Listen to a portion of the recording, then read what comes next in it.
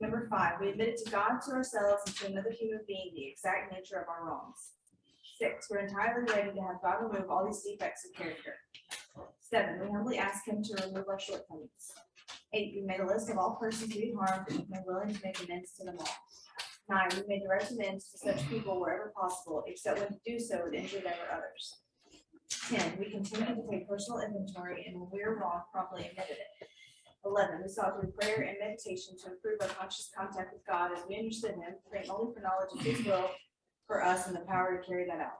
Number 12, having had a spiritual awakening as a result of these steps, we try to carry this message to addicts and to practice these principles in all our affairs. It sounds like a big order and we can't do it all at once. We didn't become addicted in one day, so remember, easy does it. There's one thing more than anything else that will defeat us in our recovery. This is an attitude of indifference or intolerance towards spiritual principles.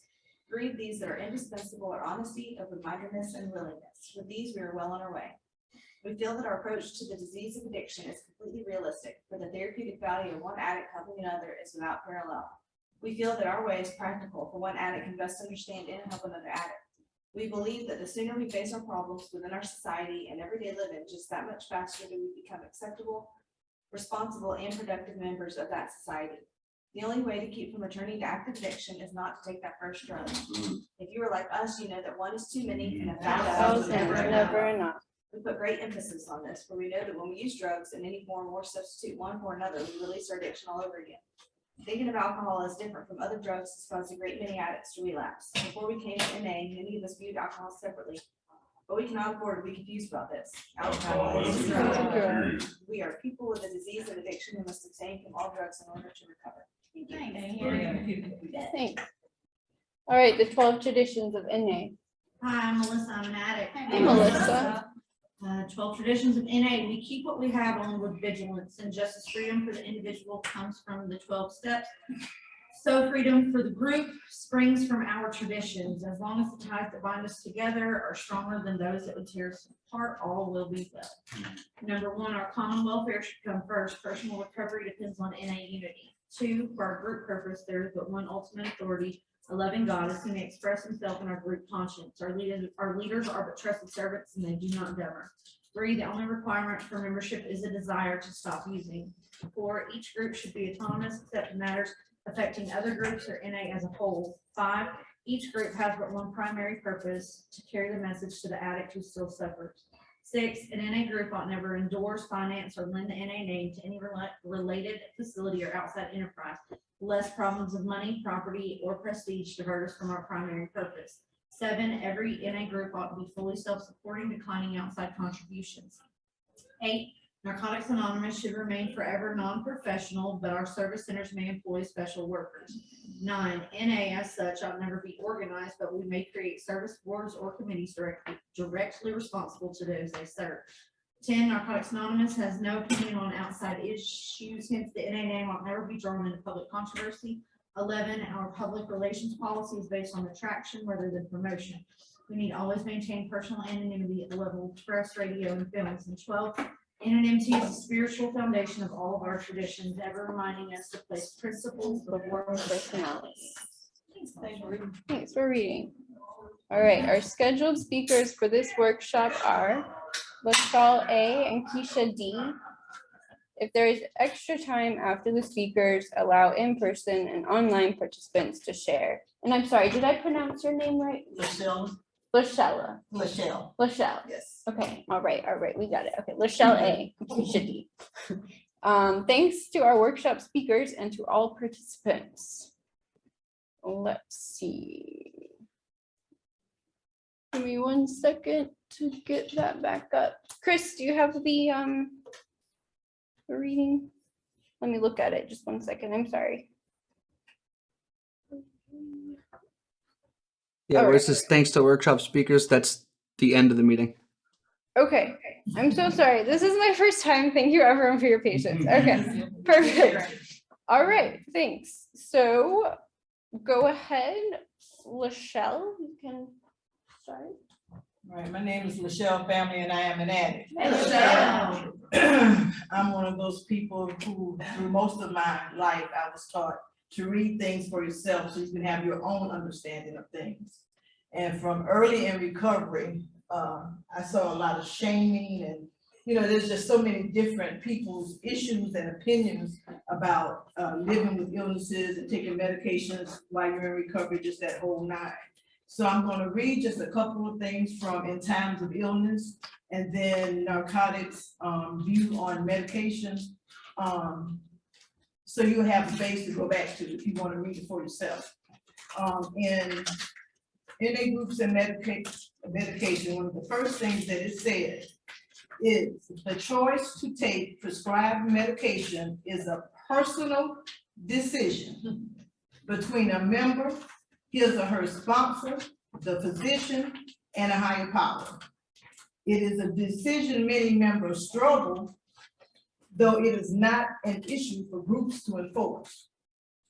Okay, so already right there, it's like so much of the shaming and stuff that happens within the fellowship. They're telling you in the beginning that that's an outside issue. Okay, for myself, I know it definitely. I've seen what happens when folks have been shamed into not taking their necessary medication.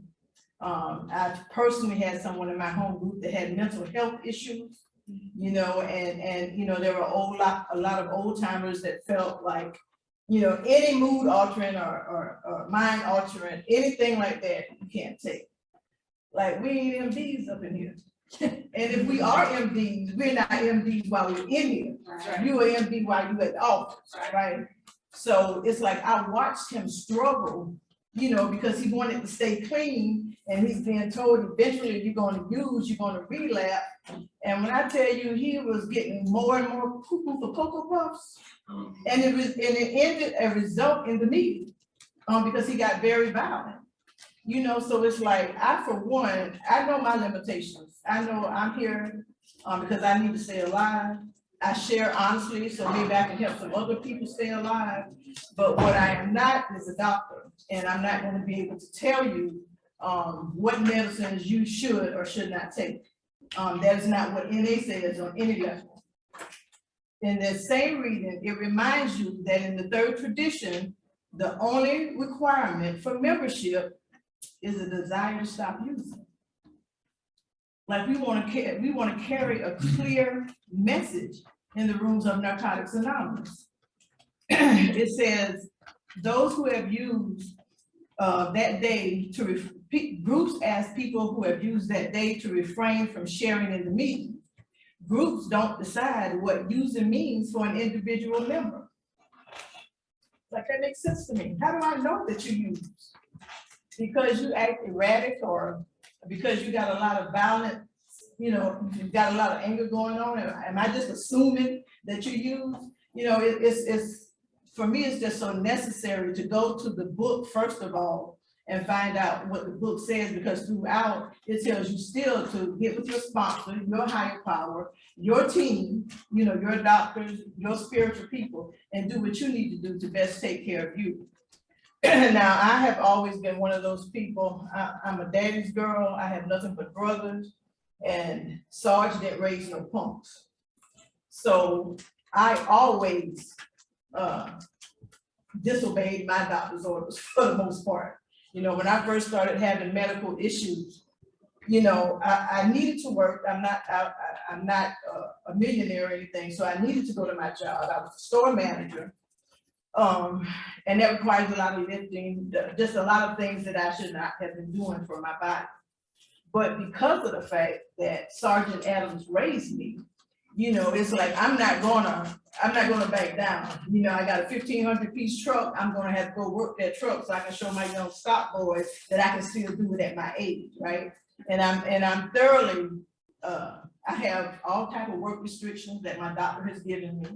If I turned those work restrictions in, I would have lost my job, because the part of the requirement for being a store manager is that you have to lift at least 50 pounds. My work restrictions say for me not to live over 10. My work restrictions said for me not to bend, kneel, stoop, reach, any of those repetitive. Now, if anybody knows anything about retail, you have to do all of that repetitive.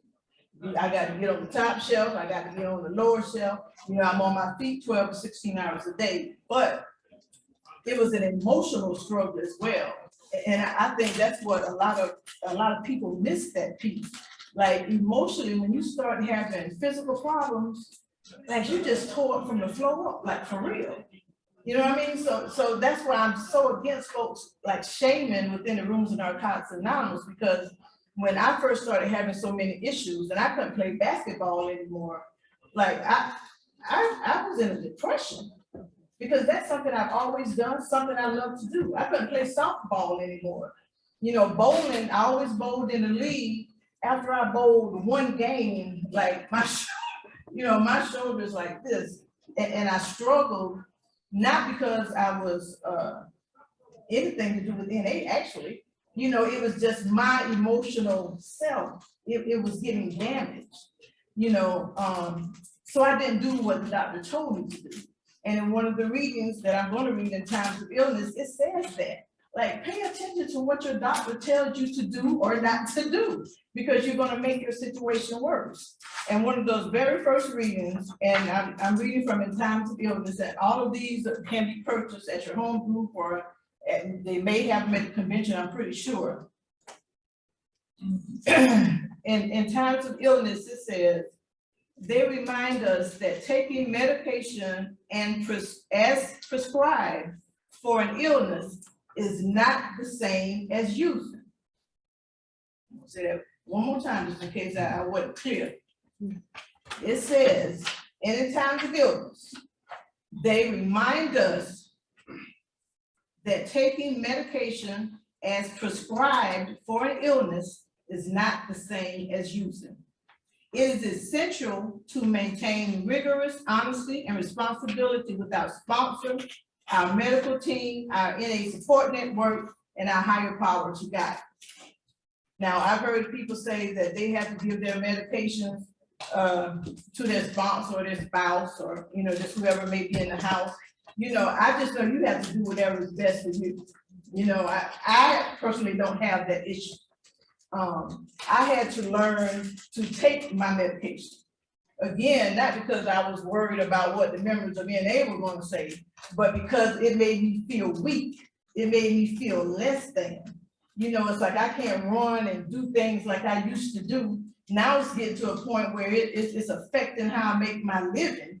You know what I'm saying? So it's like that is a whole nother avenue of stress.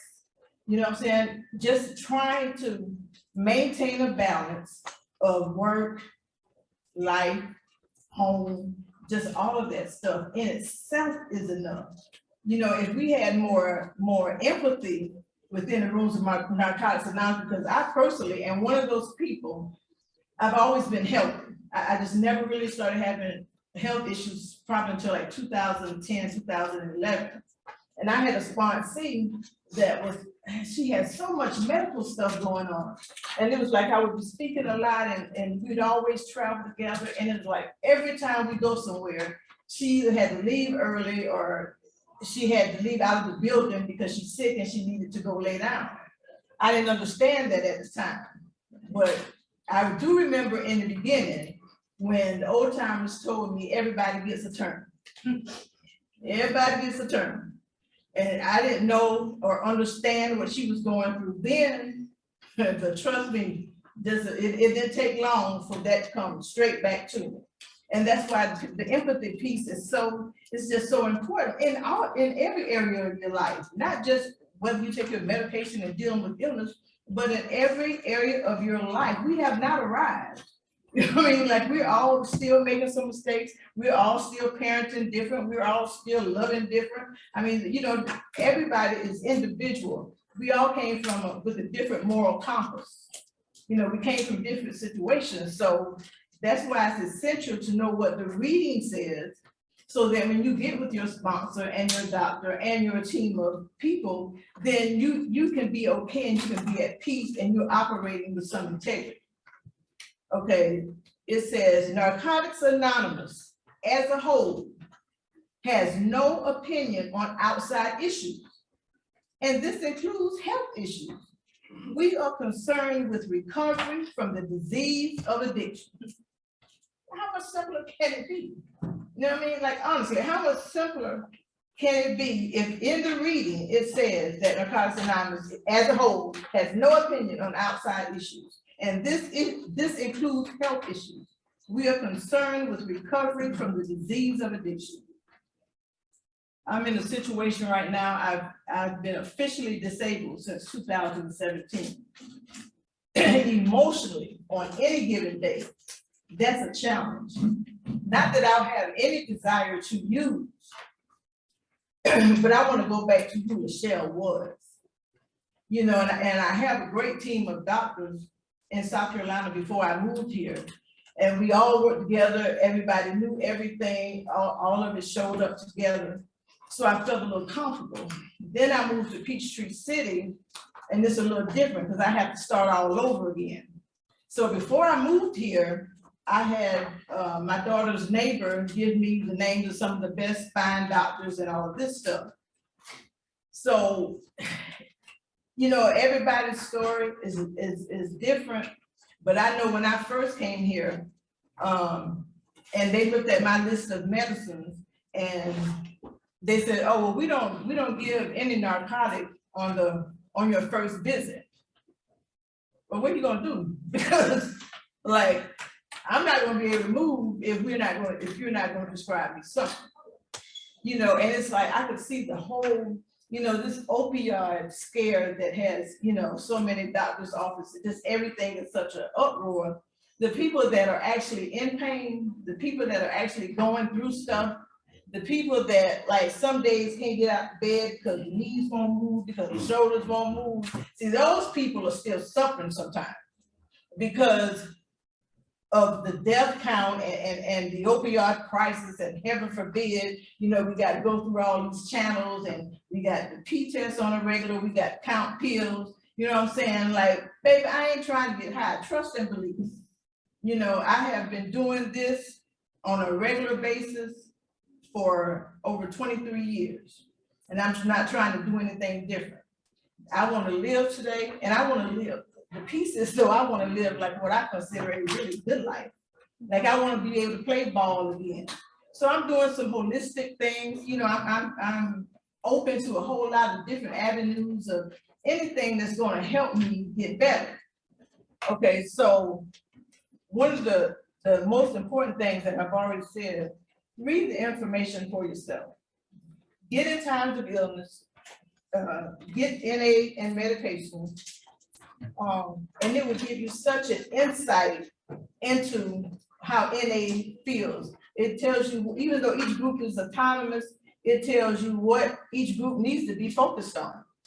Because on any given day, there's somebody in a room that's hurting, somebody that's going through, and there's going to be somebody that's not exercising empathy that's going to say, you taking what? You actually, it ain't even everybody's business unless you're giving it to your sponsor or something, first of all. You know, your medical issues, you know, I just always used to tell my sponsors, like, I don't need all that extra information. You don't have to give people all that. Just give them what's necessary to help you get better. Okay, after I said that the Narcotics Anonymous has no opinion on outside issues in there, it still continues and says, we do not diagnose anyone's condition or track the progress of our patients. Why? Because we have no patients. We only have members. That's what it says in times of illness. Our groups do not provide professional, therapeutic, medical, legal, or psychiatric services. That ain't what we do here, okay? We are simply a fellowship of recovering addicts who meet regularly to help each other stay clean. So with that being said, someone who's having mental health issues that feels shamed and stops taking their medication because they're terrified of using, because we've shamed them into thinking that any mood or mind altering, hell, your attitude can damn be mood or mind altering, and you ain't got no dope in you. We gotta stop shaming these people and making them think that they're using simply because they're taking the medicine that is prescribed for them. That's why you go to doctors. I mean, we have to get help from different places. And wherever we need to get that help from is where it needs to be. I personally love my therapist. We have I look forward to that Thursday every month. Because see, when I come to meetings, I may have 5 or 10 minutes. Well, with my therapist, see, me and her got it for an hour. And then she knows all the history, so we don't have to do no back catching up and stuff. You know what I mean? So it's like trying to shame someone because of whatever they need to do for themselves. That's something that if I could just snap my fingers and wish for change within the rules of Narcotics Anonymous, that would definitely be one of them. It's a struggle to stay clean every day as it is. When you having medical issues, like your stuff changes, you know, as you continue to go in the program, your prayers, everything changes. And it's like my prayers now is like, Lord, just let me see my grandbabies get in junior high school. Let me see my grandbabies get in high school. Damn, Lord, if you just let me see them get married. You know what I mean? But then it's like, we're out at the park, we're out at Peachtree City Park. And it's like, my knees are like hurting so bad, my shoulders are killing me, but they still want to throw the ball. And it's like, I have to go that extra 9 because they're my grandbabies. But it's like, I know that when I get home, I'm going to need to take what my doctor has prescribed for me in the way which he prescribed it to me. You know, and that's for me one of the most important pieces. You know, we need to be able to identify with each other. Empathy in all areas is something that I think we need to do so much more of. Just in our lives, period. Coming from someone who was always, see, they lied to me. They always told me, if you're athletic and you eat healthy and you do all of this when you're growing up, you know, when you get older, it's gonna be a breeze. They lied. I was always healthy. You know what I mean? Like, minus the dope usage, but you know, I was always active.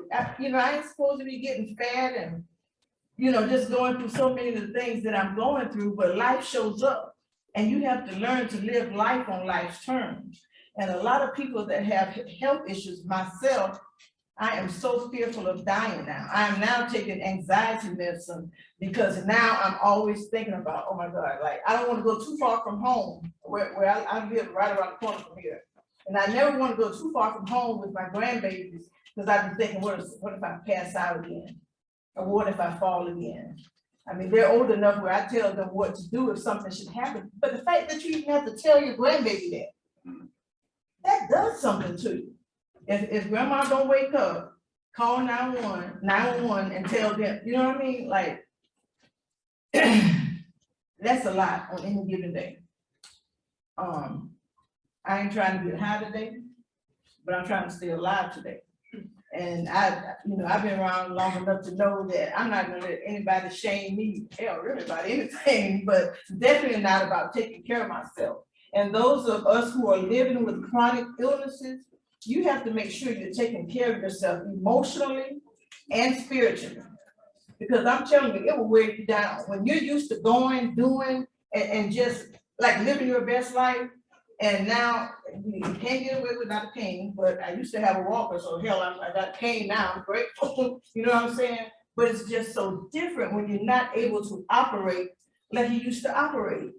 Like, Lord, I've been clean for a while now. Why I got to go through this now? Why not? You know, hell, I done made it out crack house alive. You know, I'm grateful. I'm grateful for the room of Narcotics Anonymous. I'm so grateful that being here and the fact that I kept coming and kept listening and kept observing. If y'all don't have one and you're living with some illnesses, she has the actual books right here, I think. Because I know I was gonna leave mine here, I don't want to write up in my own book. But it's like I just printed it off. The information that you need to stay clean and stay in recovery is in the book. Your sponsor, you don't have to be coming up in a meeting. Oh, the doctor gave me 90 Percocets today. They don't need to bring that to the meeting. That's something you get with your sponsor and your sponsorship team, maybe, because hell, you might not even need to bring them into it. That's something you need to get with your sponsor. You need to be with God. You need to be working the how of the program, the honesty, open-mindedness, and willingness. You need to be working that, because I can promise you, if you come in and throw it in a meeting, here come the shame. Yeah, here comes the shame, and now that's, oh, he did what, or she did what? That's not what we're here for. The therapeutic value of one addict helping another is truly without parallel. For me today, I had to park like way around the corner, same way I did last night. And for an instant, I almost got pissed again because there wasn't a handicap park close. But it was just like, man, I do remember when I couldn't have even made it in the building. You know, so I had to pull that gratitude piece and thank God, because it could be worse. I recognize that I don't like where I'm at physically, but I'm so grateful that it's no worse. Anybody that's living with chronic illnesses, anybody that having issues, if you are having issues and your medicine is making you want to use, then yeah, you need to talk to somebody. You need to give it to your doctor and your sponsor, will do whatever you need to do to take care of you. Because at the end of the day, you only have you. Okay, we got sponsorship family. We have people in the rooms of Narcotics Anonymous. But at the end of the day, when you're in that doctor's office or you're home sitting there with your bottle of medicine, it's you. So you're gonna make a decision if you want to abuse or you want to treat your illness. I appreciate all y'all showing up. I'm just thankful to be here, and now I'm going to turn it over to Keisha, and we're going to hope everybody gets just a little bit of something that they can do. Thanks for letting me share. Thank you. Hey family, I'm Keisha and I'm an addict.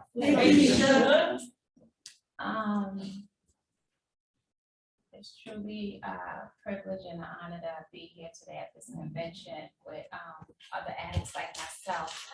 And I tell you, God makes no mistakes, because a friend of mine, I volunteered to do some service work, and sure enough, someone called me and they gave me this topic, and it was exactly what I was dealing with and going through. So it's definitely a blessing, and it came from God,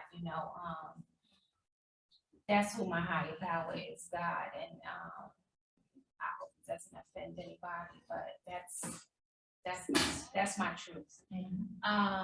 So anyway, just to give you all a little background, so in June I'll be 52. So basically your check engine lights start coming on. When you did around that time anyway, so I always, go to the gym because it just made me feel good with my mental illness. I don't have to take any medication for it, by the grace of God. Mental illness I'm speaking about, but going to the gym helps keep it under control, where I don't have to take that medicine for that particular issue.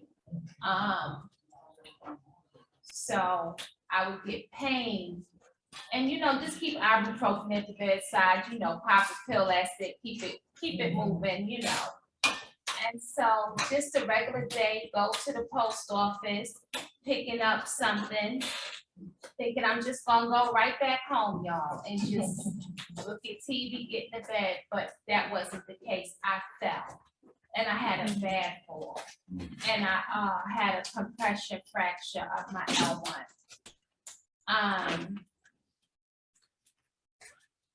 The pain that I was in, I thought I would never walk again. I didn't have on a bra, y'all. I just literally had a jacket on, some pajama pants, going to the post office just to get something, and wind up going to Kenneth Stone Hospital, had to be picked up off the ground. And this was just November. So here I am newly, July, I have 18 months. So I'm newly in recovery, and then I'm like, Lord, this happens to me, and the pain was real, y'all. Not something that I'm trying to take a pill and sneak a high.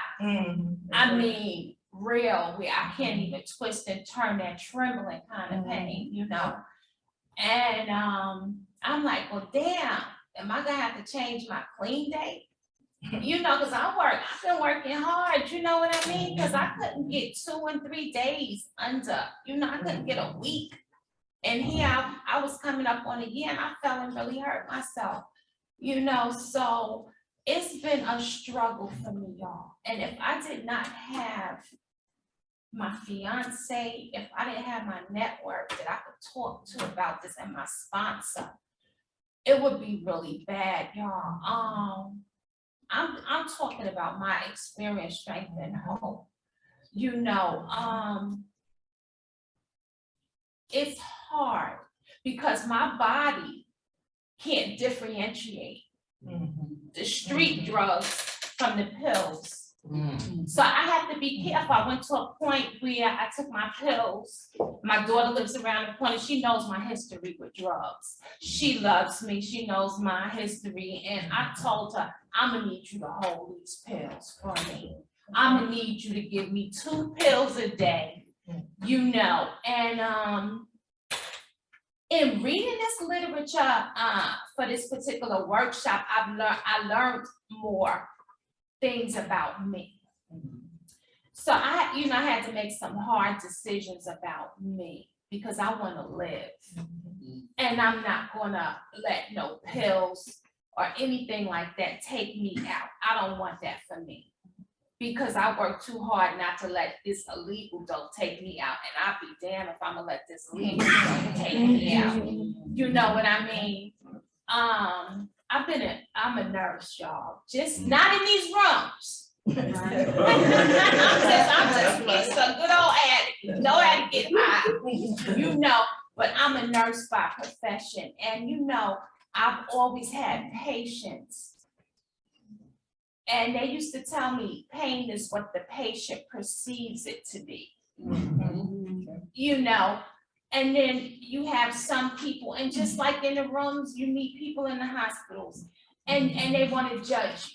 You got some nurses who I'm not giving this to them, but I'm gonna give them to you as long as the patient is fine and your vital signs is fine, and you got an order for it. You won't get this pain medicine.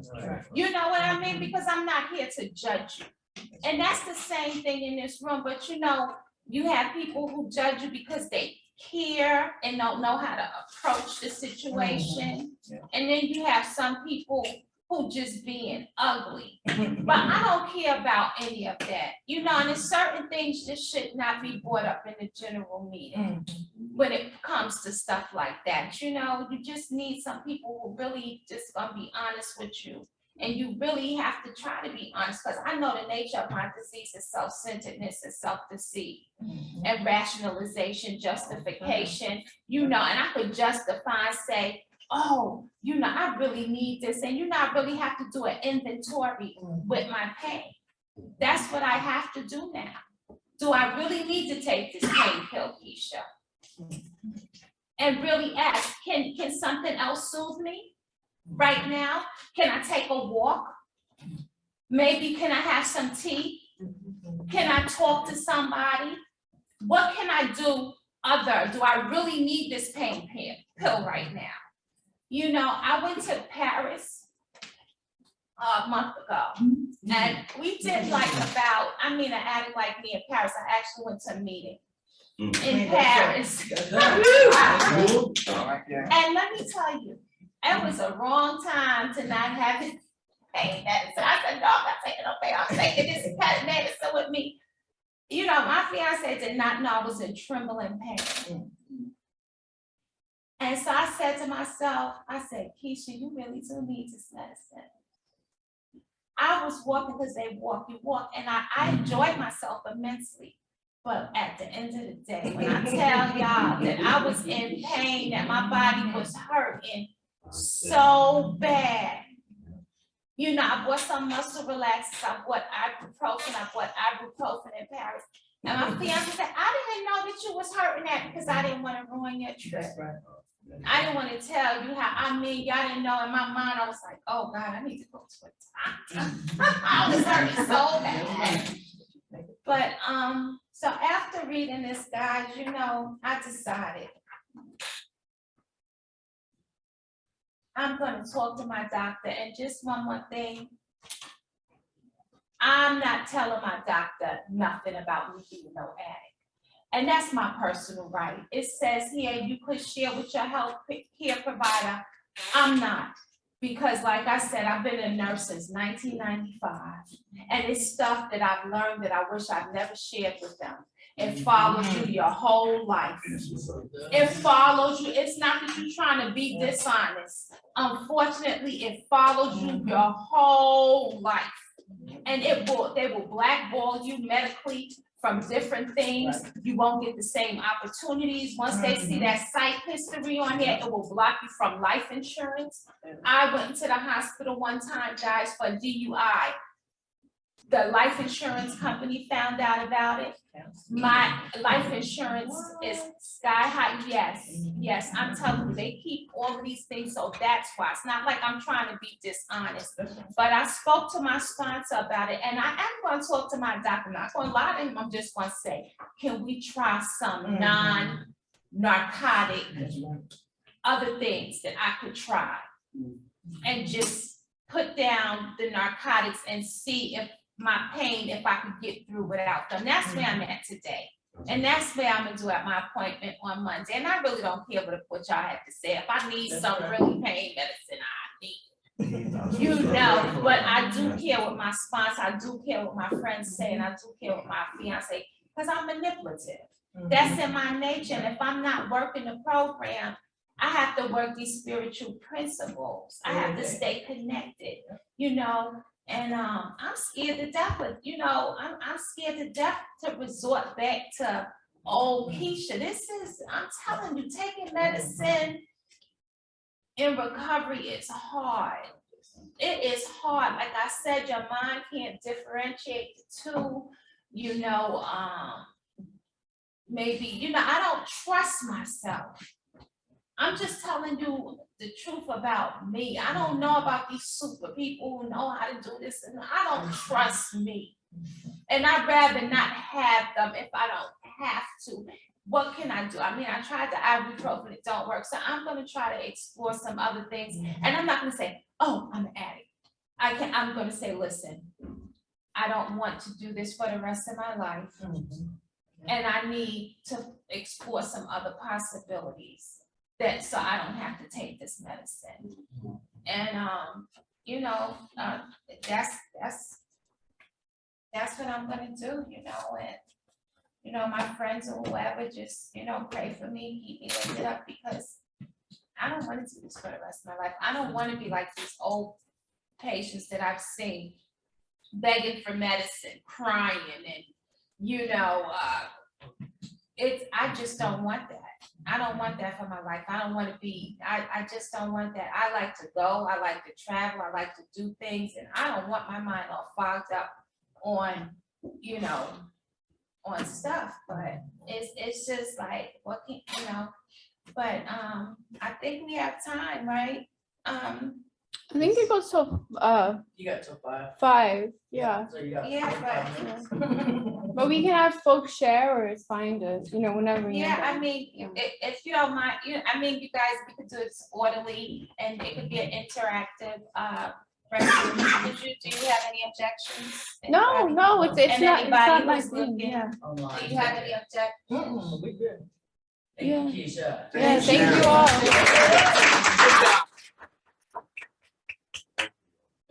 So if anybody does want to share, you can come up to the microphone or kind of stand to the side.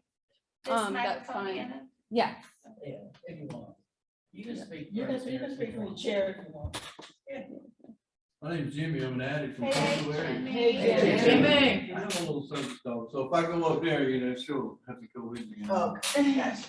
But, yeah, our power of God, you know, works amazing, because, you know, this is, I'm gonna try this, because I was in the military, you know, without a lot of history, wasn't injured, and thought I had to have it, you know, and, but see, that I did like the other drugs, I had to keep getting more and more of it. And then eventually, it didn't work, you know, and I went, and so anyway, I have about 3 years now, but what I did was approach alternate methods with the same open-mindedness and willingness that I tried with this program. Yeah. And I started acupuncture and some meditation stuff, and that has been amazing, you know, Wow. and some other pain medicine, you know, that'll work besides the narcotic way. I just had to just say, okay, it worked for some people, it'll be around for thousands of years, so it not work for me, you know, I approach it with that same positivity. And I get an amazing relief from it. And there's still some days, you know, after I do a lot, and I'm just down, you know, but I just have to stop, but. Yeah, there are some alternate ways that, you know, I too have to have that other just, but not near as much and near as often. But, yeah, I don't share that with just anybody, that's why I'm not cross business, because you're right That's about the stigma that gets put on That's you. right. And I went to a doctor and didn't say NA, but I said, I'm in a program and I'd like to get off of all this medicine. They said, well, how you been doing? I said, I've been doing really good. They said, and you want to change your dose for why? I said, I guess you got a point, you know, I've been doing good. I'm just gonna keep listening to the doctor. That's the person I trust with that, you know, and I trust my sponsor and then they with me, you know, how do I handle life and other people? So I was just saying, there are some alternate methods that work for me as long as I was open-minded, because I used to think that was a hoax too, you know, so I don't ever think that's BS. Yeah, there's some good things out there. Thank you. Thanks for sharing. Thanks for sharing. Yes, ma'am. I'm Missy Amanatic. Hey, Missy. From South Central Georgia area. Okay, welcome. 20-something years in coastal though, so. It is, I'm really glad I came to the workshop Saturday. And when I got clean, it was, attitudes in NA had changed tremendously. I mean, I came from the ball bat years. I Okay. mean, you better not say, we were in our infancy. That's right. So they yell at you and if you said the wrong, you better not say and, I'm this and. Oh, yeah. Yeah. And we had some real hard-nosed attitudes about a lot of things. I think the only thing as far as, they didn't even call it medication-assisted treatment. They just, people was on methadone, period. And they had a flyer from World about it, but they pulled it by the time I got around here, which was 89. Man, there was a dude in my, and it was little. I was from a rural area. Jessup, Georgia is small. We had like, we were for coastal, we had a big meeting. We had like 8 people, you know, big. And, you know, and the old timer was like, oh my God. I remember probably 10 or 12 years in, we found out that a friend of ours that we'd all been to a wedding. We were, you know, they were a recovery couple and they got hitched up and married. And I had to call to let him know that her husband had found her OD'd in the bathtub. And, you know, our old timer had moved away. He'd been living in Charleston for a couple of years. And I had to call and let him know that she passed away because they were friends. But he sponsored Greg. And I said, listen, I went laughing. I said, I gotta ask you a question. When you came to Jessup, Georgia, when I had 11 days, and you were the super old timer, and when you opened your mouth, like, it didn't matter, you get to the meeting, people run and ask you what you wanted in your coffee, you sat down, if you said tradition, so-and-so people, everybody, it was like that commercial about when so-and-so speaks, people listen, you know, it was like that for real. I said, and you were the guru from Atlanta to you were it, dude. I said, how much time did you have? He said 3.5 years. I about wet my pants. Because for all I knew, he had 1 million years, you know, and in that side of Georgia, yeah, it was a lot of time. You know, you had to go to Atlanta or some other places, California, to find people that had buku years, you know, it just didn't happen. We were still learning, we didn't have to go to other meetings and supplement. Where they said something else, and you had to lie, you know, we barely had a book, we only had a book for a couple of years. So it was really hard, and medication was a real hot topic. I mean, we had a guy in my home group had elective surgery, they cut him open, and he wouldn't even take local anesthetic. Of course, he was sick, twisted dude, he got pain, you know, so, but that was hard, and so people didn't talk about it. So I'm grateful that we've changed. Yes. But I also know that we, you know, we, I don't want to say we've laxed our stuff, our traditions are still vital. Yes. And I know that even though all that stuff in there I really appreciate everything y'all shared, and it's that 100% the truth. I still have an opinion, but that doesn't necessarily mean I have to share that opinion. right. I have been a part of the backlash, because everybody got opinion. They like jailhouse lawyers. Everybody wants to tell you what you gotta do with your charges. It's crazy. You know, and we don't have that many doctors. That's right. I have had times when, even if I didn't share it with my physician, and a couple years ago, I sold insurance. I don't know about that now, but it's too late. That was 20 years ago. I told all of them. You know, so it's on the record now. It's on my Yes. permanent record. Yeah. But now I know some doctors who are in recovery who know about this. I also know that my disease will lie. And doctors' jobs are not to respect addiction. Doctors' jobs are to write the script. And even if you tell them, I had a sponsor one time come to me, she was a baby, she was a senior in high school. She had wisdom tooth coming in, she had 9 months clean in that little town, the doctor, if you said so-and-so doctor, they knew you was in treatment. They knew you was in treatment. And so she went somewhere to the dentist, he said, who's your doctor? And she said, blah, blah, blah. And they said, oh, what, blah, blah, blah. And she said, I have 9.5 months. And they said, well, we don't want to give you this, we don't want to cut your teeth out and give you this medicine for 72 hours and have your mom give it to you. Because of your clean time, you know, we want you to get a year. And then we'll do, you know, and her teeth were killing her. So instead they wrote her an unlimited refillable script for Percodan, Percocet or something. And she came to me crying. She like, girl, I never made 9 months. They gave me an unlimited script for dope. Like, they don't get it. They don't know. So it's, you know, sometimes we have to educate, even when they say, take all this, you know. So it's a fine line, and, you know, getting older is not for wussies. If I, you know, that whole, I used to laugh when, you know, that used to be a funny joke, that whole, you know, if I'd known I was gonna live this long, I took better care of myself. It used to be a funny. Now I'm like, damn it, you know, it ain't, you know. And I had surgery, I had a C-section when I had barely a year clean, you know. And so I know that my disease show up, you know. My doctor, my sponsor was a nurse. I had my sponsor, my mom, and somebody else standing in the recovery room with me after the section. And I threw her ass out. I said, you get your ass out. She said, Missy, you've experienced too much pain and you blow it up. I said, bitch, you're about to get the hell out of my room. Nurse, you come around here and unlock this box and hit this bitch again. You know, I mean, I lost my cool. So I know that my disease is sitting right there. You know, I remember freaking out before they had made weed as legal as it is now, and it was a medication. I freaked out for days. I was like, oh my God, because I remember thinking I wanted to move to Alaska so I could, you know, not get arrested and do weed. You know, that's 20 years ago, but you know, I'm like, you know, and it took me a couple of days. I was nutting up, thinking and writing on it, doing step work and calling people, and all of a sudden it dawned on me, I went, bitch, booze is legal. And you found out quick, you can't do that, you can't do this. It's not acceptable, not my word I use. So it's vital that somebody in my life knows what's going on, right? So even though I'm not sharing it at group level, because all them people show up and have opinion, somebody knows, right? Somebody knows, because I'll trip me in a heartbeat. That crazy lady's still up there. I love y'all. Thank you. Sure.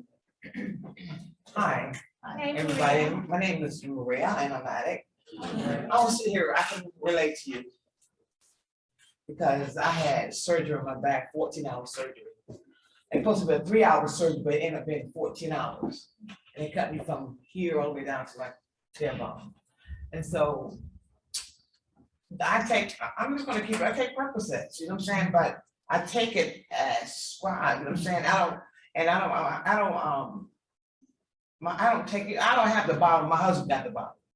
You know, because I know what kind of addict I am. You know, this ain't take 2, I'm take 3.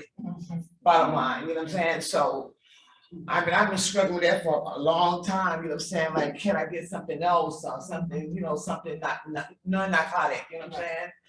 But my doctor, he's like writing scripts. He's like giving it to you, you know what I'm saying? You know, he said, well, you know, first I want 7, and then he raised it up to 10. You know what I'm saying? I'm like, okay, something's wrong with this guy. You know what I'm saying? Maybe I need to find another doctor. You know what I'm saying? It just said, And I struggle every day with pain, my back hurt now. You know what I'm saying? And, you know, I'm just like, I don't know what to do, you know what I'm saying? I mean, I don't wanna, and that, you know, I never had a problem with pills, you know what I'm saying? My pills, my drug was crack cocaine, you know what I'm saying? So I never had trouble with pills. But I know if I keep taking them, I will have a problem, you know what I'm saying? So, and I talked to my sponsor about it, you know, she told me, take them as this what we prescribed to you. Take them with the bottle, if you're in pain, you're in pain. You know what I'm saying? But I remember when I was in so much pain, right? And my husband, he was sleeping. I want the pain pill, right? And I walk around the house trying to find a pain pill, you know, with stuff hanging out of my back, you know what I'm saying? You know, blood stuff hanging out of my back. I'm crawling the floor like a damn fool, trying to find a pain pill. And he got up and asked me, what's going on? And I told him, right? And he said, baby, all you do is wake me up, you know what I'm saying? But I'm like, trying to get it, you know what I'm saying? Trying to get rid of this pain. And so I was walking, I was trying to find this place, and when I'm walking, I was saying, this is my back. I mean, I can't walk that far, I can't stand. I mean, I can't stand that long, I can't walk that far. I mean, I can't even cook in my own kitchen. I love to cook. You know, so it's just a lot going on with me and these pills, you know what I'm saying? So I gotta find a better solution. And right now, I don't know what the solution is, but I know I need to do something different. I can't take Percocets all my life. I can't do that, you know what I'm saying? Because I know there's some other pills out here I can take. It's like, I like what he said, what is that? Maybe I might try that, you know what I'm saying? Try that, you know? So, I'm here. And oh yeah, and I have to say, I got a year and 3 days.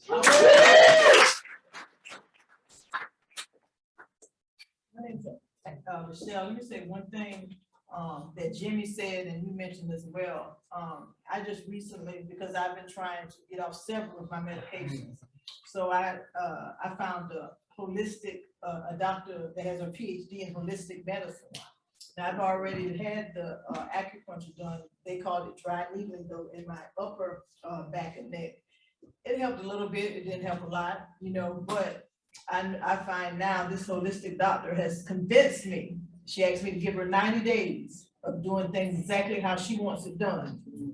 And at this stage, I haven't been able to do that yet because she says one of the main problems with me having so much inflammation in my body is because of the meat. And it's like, I struggle with that. Like, I'm serious, like, what do you mean? I can't eat no more meat, you know? I mean, seriously, like, you know, if people that are going back to plants and vegetables and just all that stuff, they're living healthier lives. I mean, Dr. Sebi talked about it years ago, you know, I mean, it's been in newspapers, just everything. You know, that's why vegetarian is so popular now, you know, people being vegan even, you know, so like everything in your life, you have to work the Howard program. Because I know this woman came to me, highly recommended. She charges $100 an hour. And it was like, I'm not willing yet.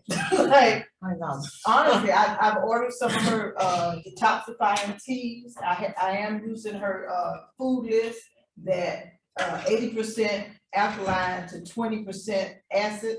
So I am utilizing some of that. But it's like, I'm not there in my life that where I can just give up meat like that. I'm trying, I'm doing seafood. And she said they're bottom feeders, so that's not much better, but you know, there are some alternatives. A lot of them I've tried, haven't worked, some have, but I do know that I'm not willing right now with the meat. So that's why it's always essential to be honest and open-minded and work that Howard program, because I want to live and I want to live a better life than I am now, but I still can't think about not eating meat, not right now. But I'll keep coming though. Thank you. Thanks for sharing. Thanks. I'm Alicia and I'm an addict. Hey, Alicia.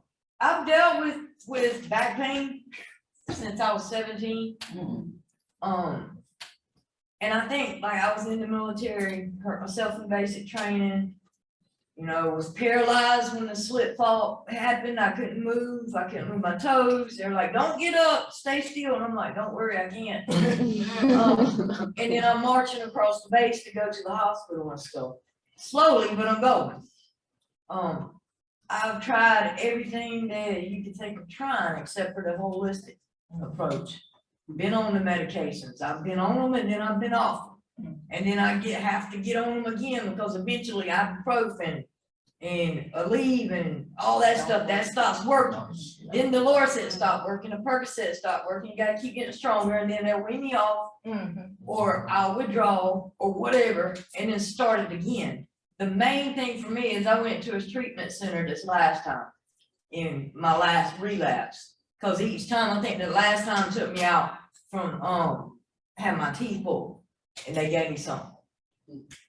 And I thought, well, maybe if I took them responsibly. And I read that book, I have had a couple surgeries now. I just had surgery March 10th, C-section surgery. I had my ovaries taken out. They had me on the medication that night with the pump. And I had to keep checking my motors the whole time, because they said every time this light screen, you can push the button. For a minute, I'm like, keeping my eye open. Because they're like, we're only gonna leave it on till it's like 5 o'clock in the morning that same day to let it off. I remember when the door opened, I said, one more time. Did it again, but I knew. But when I left from there, from that point on, it was Toradol or ibuprofen or Tylenol, something like that. I went to a treatment center where they didn't even allow you to have Tylenol if you had a headache. I had to use peppermint oil on my temples. Like, and I learned to live with the pain. What they did teach me, the pain never went away, is I know how to limit myself and what I can and cannot do. I've accepted that today. Basketball and softball, that was my big thing. Seeing somebody jog, I'm like, God, I would love to do that. But I know better. Because when I do that, I'm gonna be laid up for 3 days in the bed, not being able to move, crying, because I need something to help with the pain. And for me, there's still issues. Some days I walk around like somebody that don't have anything wrong with them. And then some days I have to have my wife help me go to the bathroom. And when those days happen, I go to the VA, go to the emergency room. They give me a shot of Toradol, muscle relaxer, send me home with steroids. And for 3 days, I'm doing nothing but laying around. But then the laying around starts hurting me. And I'm like, well, damn, what can I do? So, and I live in the basement, I have to go up and down the stairs just to get to the bathroom. But I've accepted that. I've told my sponsees this. I have one that would doctor shop. I just want to know what's wrong with me so I can fix it. I've been there, I've done that. And it come into my mind like all that pain and hell I put my body through, and I expect it not to hurt today. I'm out there with 6 bulging, herniated, torn degenerative disc, scoliosis, and arthritis, and I'm chopping firewood 2, 3, 4, 5, 6 o'clock in the morning every night. I'm like, how do I expect? I had to accept that, yes, I've caused some problems for my body, but now I'm not going to pick up a 12-pack of sodas or a thing of waters anymore, because I know when I do, what's going to happen to me. That was the biggest thing, like you were saying, about the mental part of it. And swallowing my pride, because I know, I used to say, if I had one more chance, if my higher power gave me one day, one more game to play, and then I was going to die or never play again, I would play that game and die. I don't have that option. So I get out there, I know what's going to happen to me. And then I know as soon as I do that first one, I've had, the reason why I had to have surgery is my ovary I had cyst on my ovaries and one burst. And that was some pain I never want to experience. I was praying for God, if I'm dying, please take me now, because I can't handle this. And I remember telling them, no, I'm an addict in recovery.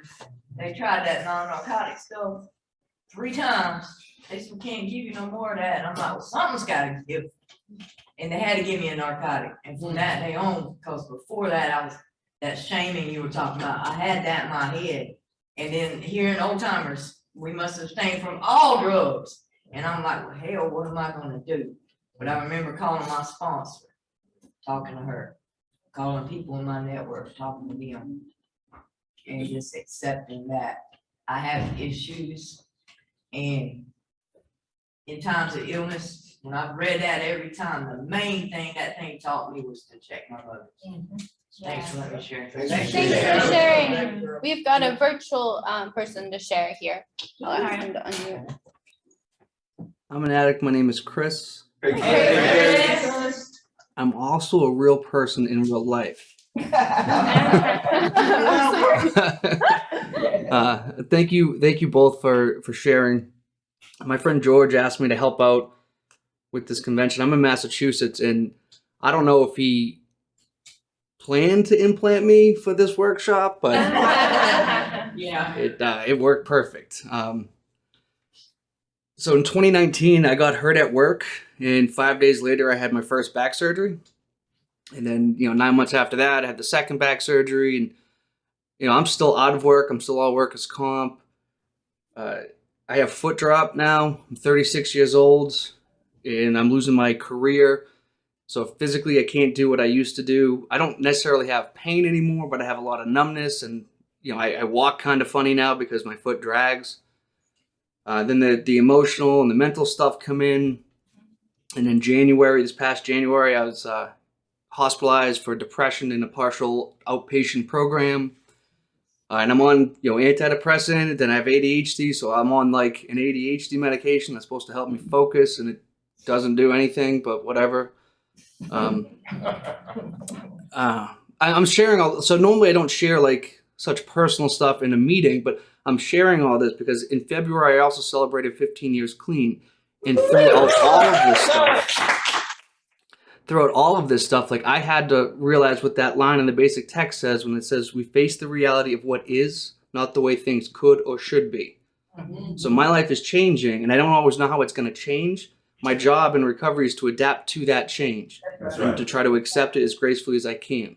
Oh, yeah. So like this is my new situation, my new reality. So I can sit back and say, all right, now I have to take these things to make me a different person or a better person or whatever person. Or I can say, all right, these are tools. I'm going to use these to get to the next step.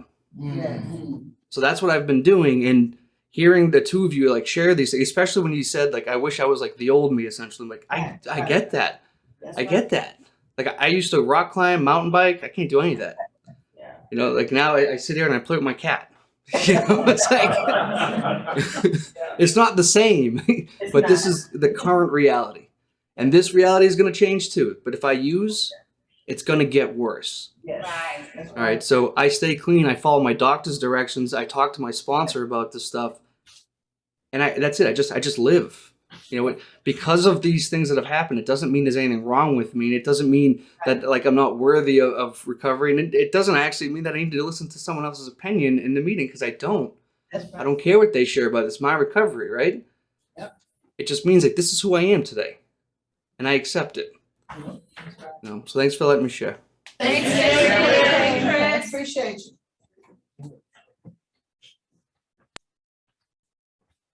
Keisha, I'm still an addict. So exactly what he shared, Chris and Alicia, living with chronic pain gives us an opportunity to experience a new level of responsibility for our own personal recovery. So we may need to question our pain and our motives using an inventory in the same way we inventory our character during the fourth step. It says, our sponsor can help us with this, and this part really got to me. It says, and that's what I really made me say, well, enough is enough of this. I'm gonna deal with the pain and meet with my doctor at the appointment, and we're gonna do some other kind of pharmacological interventions. It said, the important, then the lesson that it is far easier to find ways to manage my pain than it is for me to manage my medication. So it's easier for me to manage my pain than it is to manage this medication. So that's where I want to be, because I didn't know about any of this pain business, medicine. That wasn't, my DLC. I worked around pills for years and years and years, and to having to take them, really needing them, I don't want to be there. I don't want to have to take them for the rest of my life. I just don't want to go on. So, thanks for letting me share. Thanks for sharing. If we don't have anyone else that wants to share, we I wanna can, share. yeah, go ahead. Go ahead. My name is Megan, great for recovering addict. Amen. I'll come up maybe so they can hear me better. I wanna thank you two ladies for sharing your experience, strength and hope. What happened was I was here and then I was waiting to get my stuff out the car. And I had to stop that because I needed to hear this message. It was very important to me. I got shoulder pain and I told my doctors that I'm an addict and they understand that. But they are prescribing me Tylenol and I think I could take up to 3,000 mg a day or something like that. I don't usually get that far up there. I probably stay under 4 pills. But there's a part of me, and I'm not sure if it's a burning desire, but I want something stronger because I'm hurting. Maybe the doctors are right for doing what they're doing. I just sharing about where I'm at. That's right. Also, I had a sponsee at one time that was on methadone prescribed by her doctor because she was pregnant. And my sponsorship family decided not to count her time as clean time. And she got very frustrated about that. And the solution here was basically, it's up to me if I'm going to sponsor her or not. But I felt like my sponsorship family didn't really have my back on counter clean time and she wants to pick up key tags. So I found her another sponsor. I didn't find her, God found her. But you know, I was a part of arranging that. So those I think are the main 2 things I wanted to get off of my chest. And I love you, Keisha. And yeah, they're gonna have to just wait for me to get my stuff later because I just so grateful. One addict helping another is right parallel. That's all I have to share. Thank you. Thank you. I'm Miss Emma, and I usually never double dip. One of the things that I didn't say is network. I've heard everybody talk about sponsor. Your sponsor may not have any experience, strength, and hope in this, and my experience has been that anybody that's a good sponsor, that if you're in an area that they have no expertise in, they would direct you to some other people that they trust. And if you trust a sponsor, then you would trust somebody that they direct you to. They may not have a clue. I didn't say that last month, man, I'm tickled as shit that GRCNA is late this year. I celebrated 30 years. Wow. Be up, down, and around, you know, I know about getting old and being here, you know. Yeah, we won't be dropping it like it's hot. Okay. You know, that used to be funny too. I was like, they gonna have workshops there, youth and recovery my ass. They gonna be too old as shit. We'll be out there doing the slide with our walkers. Meeting in nursing homes, absolutely. So having a network is absolutely critical. And reach out and take in mind, they got opinions too. You know, and thank God we got the tools we got now. Man, we didn't have social platform. You couldn't go on there on Facebook Recovery Vision Years and find 40 people that all have what, you know, experience being clean and having to live with taking medication and alternate things. Like I had never considered holistic. So there's other stuff. So woo, that's it. Love y'all. Yes, sir. Hey, family, my name is Rob Hess. I'm a grateful recovery addict. Hey, Rob. I want to thank God for this moment in time right here, right now. I want to thank y'all sisters for sharing your experience, strength, and hope, and all y'all around the rooms that make this recovery thing work. You know, y'all are the how. Believe that. As I listen to your honesty, it helps me to get open-minded and keeps me willing. You see, and my recovery compels me to share this with y'all because one heart talking to another heart. You guys messed me up. That's right. Because y'all was speaking from the heart and y'all touched my heart. And sister, I was like this, you know what I'm saying? Because I deal with that chronic pain every day. I had rotator cuff surgery. When the rotator cuff went out, I was doing like this. And then I couldn't do this no more. and I take this arm, put that arm up to do this, you understand? And then when I went and had the surgery,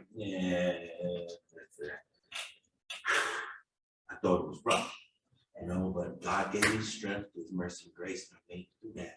You know, but I still suffer with that pain, man. Been in 3 car accidents. I have herniated disc all down my neck and back, man. And then when I went to chiropractor, they took the X-ray, told me that I have bone deterioration. So sometimes, man, like if I hold my neck a certain way, here pop when I turn it and stuff like that. So I understand about that excruciating pain. I understand that also that there is a miracle of recovery, man, that tells you God puts this thing in you, man, and it tells you when enough is enough. Tells you when enough is enough. You don't have to suffer by yourself. That's right. Talk That's about right. this shit, man. That's right. Free yourself, you know, and sister, I love what you said. You know, all of y'all gave me courage to talk right now because like I be battling with this weight shit. You know what I'm saying? Like, doctor said, you lose the weight and then your back won't hurt so much and then your legs will be all right and all this shit. I looked at him, I said, and how much do you weigh? You know what I'm saying? Not your business because we're talking about me. We're talking about you, not me. I said, okay. So I've been trying to struggle with the weight loss, up and down, up and down. I need to tell you that I was pre-diabetic, or actually diabetic, diabetes type 2. I need to tell you, you work in this program, doing what I need to do for me. I can't pump that diabetic. That's right. So, then I go back to the doctor. See, I been fucked around and celebrate. Okay, because I got off that shit. They talk about, you might start becoming pre-diabetic. Okay, I hear what you're saying. Get back to where I was. Yeah. You know, but for me, man, and I ain't talking about racial, but I'm gonna bring it in there, man. For me being a black man, middle age, you know what I'm saying? Yeah. This shit is deep. Yeah. Oh, yeah. It is. It's deep because I can't do the things I want to do or used to could do. Like get on the bike and glide down the hills and stuff like that. I can only do that shit in my mind. But if I try it now, Tylenol City, here we come. I ain't trying to get out. I want to get on a skateboard for some damn reason.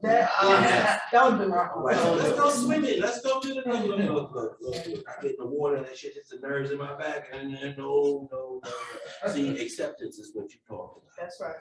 You see, and I had to have the wisdom to know the different certain things I can't do. I can't go on a rides, roller coasters and stuff like that. They might have medevac my ass. You know what I'm saying? I know not to do that. You know?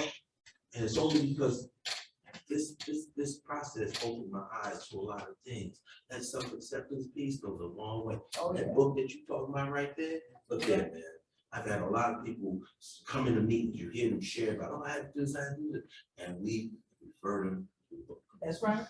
Get the knowledge, read the knowledge, knowledge is power. Yes. Okay, please read the book, because people will steer you wrong if you allow them to. You know what I'm saying? Even someone was well-meaning, well-intentioned, individuals may do that. That book is steering me wrong. Yeah, I'm coming up on 29 years. All right. I deviate from the program of sitting in front of y'all. That's when shit really get right. You know what I'm saying? It says do this. I said, let me just add a little something to it. No, it said do this. Yes, that's right. Okay, and that's where I'm at. So I needed to share it because I needed to free myself. I don't want to sit here and feel alone in a room of people. Right. That's right. I don't want to sit here with my disease on my back. Hold on, don't say that. Shut up.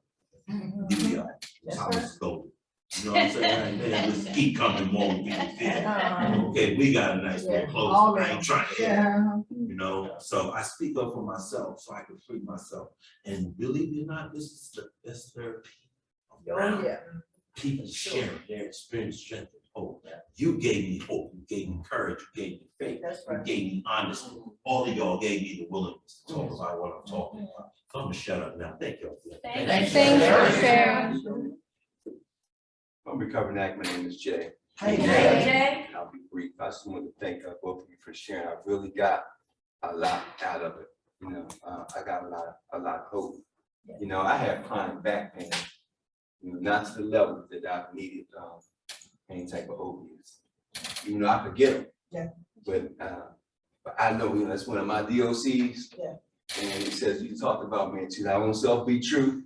And I'll manufacture pain That's right? In order to get, she should take another one. And that's my fiance, man, your co-speaker. Oh. And with those Percocets, I had to managing medication duties That's right. for about 2 weeks. And I'm coming up, man. I'm coming up on 5 months. All right. So, because I was relieved of those pain medication management duties, man, for the better put to a daughter, who was good, you know, that's good for me. But what I really appreciated, what I really got out of it is that, as you said, to our own self be true, and it's your recovery. And I heard all three of you, and I thought everyone shared that, but the two of you and Chris especially, because it is Narcotics Anonymous. That's right. And it's a reason it's anonymous, because the stigma of the disease of addiction is still in society. And we can be stigmatized even in the rooms of Narcotics Anonymous. And I'm grateful for the people who had enough courage, that first one to speak up. That's right. And say, yeah, I'm taking pain medication. You know, I'm taking under doctor's order, I'm not abusing it, and yes, I'm still clean. You know, thank God for those people, man, who said, yeah, I'm HIV positive, and I'm living with it on a daily basis. Thank God for those people who say, I got mental illness. And I'm living with it, because we can be stigmatized right in here. You know, but when we begin to share about it, it gives some people some hope, and be somebody in the back. They might not share to raise their hand, but they think, that's me too. Let me get your number. So I appreciate, man, the courage, man, it takes for you two to come up there and share your story. You know, and if you don't think you helped anybody, good, you helped everybody. So I know for certain, one thing for certain, too, sure, you helped us out. So thanks for letting me share. Thanks for sharing. Thank you. Okay, we've nearly reached the end of the time. Are we good? Okay, all right. Thank you all for a great meeting. That was wonderful. Okay, and so we've got some announcements here. As our 11th tradition states, our public relations policies based on attraction rather than promotion. We need always maintain personal anonymity at the level of press, radio, and films. The primary purpose of our public relations effort is to tell the story of Narcotics Anonymous and what our program offers to the still suffering addict. Members of the press are often attracted to our convention, and we welcome their interest. However, we do not disclose our last names in the media as identifiable members of a Narcotics Anonymous. If members of the press approach you, please direct them to a member of the convention planning panel, board of directors, or the public relations subcommittee. And we've got the information for the 7th tradition, which states that NA will be self-supporting. You can donate by PayPal with that email registration at GRCNA.org. You can donate via Venmo with the information on the screen, or you can donate at the website by registering or making a newcomer donation, and that's just at grcna.com/shop. So that's from the website. Just other note, smoking is only allowed in the designated smoking areas. If you have any questions on where to find these areas, please see a member of the convention planning panel. These members can be identified by a blue committee ribbon on their shirts. There's also a raffle, a banquet, and entertainment. So those are our announcements. And let's close the meeting. Let's circle up and close with the we version of the Serenity Prayer. Those joining us online are invited to unmute and join our prayer as well.